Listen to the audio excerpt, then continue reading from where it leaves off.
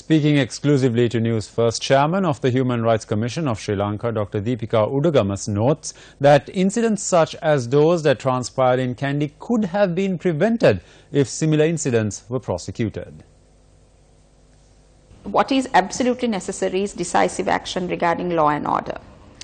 We do not consider this incident in Teldenia and the environs to be an isolated incidents. We see it as sort of a series. Because we see from the incident in 2014 in Udagama, nobody was held responsible, absolute impunity. And then it goes on, and then you have more recent incidents in Gintota and then Ampara and now Kandy and so on.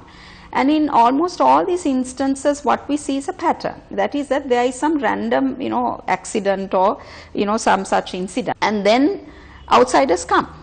It seems to be quite pre-planned. That's what we need to look at. There is something sinister, that forces people who coexist to then change their positions on that coexistence. So we need to get to the bottom of that. What is this?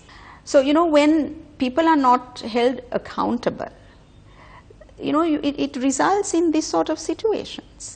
The police and the Attorney General's Department have a bounden duty to follow up, because the police need not wait for political authorities to give the green light. Now, if there were at least a few emblematic cases, prosecutions, I think it would have sent a strong message.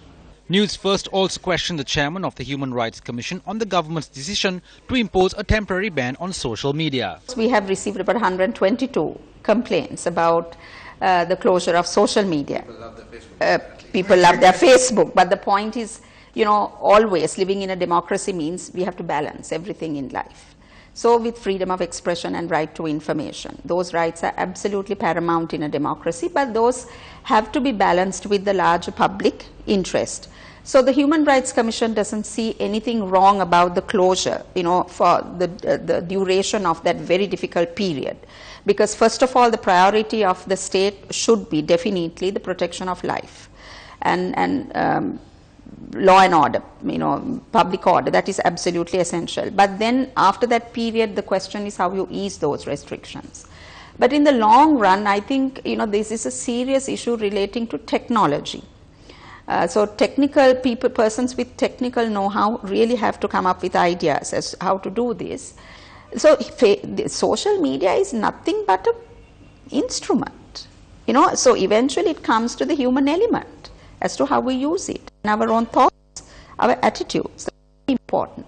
Necessary laws have to be enacted, but very thoughtfully, so that freedom of expression and right to information is not unduly restricted.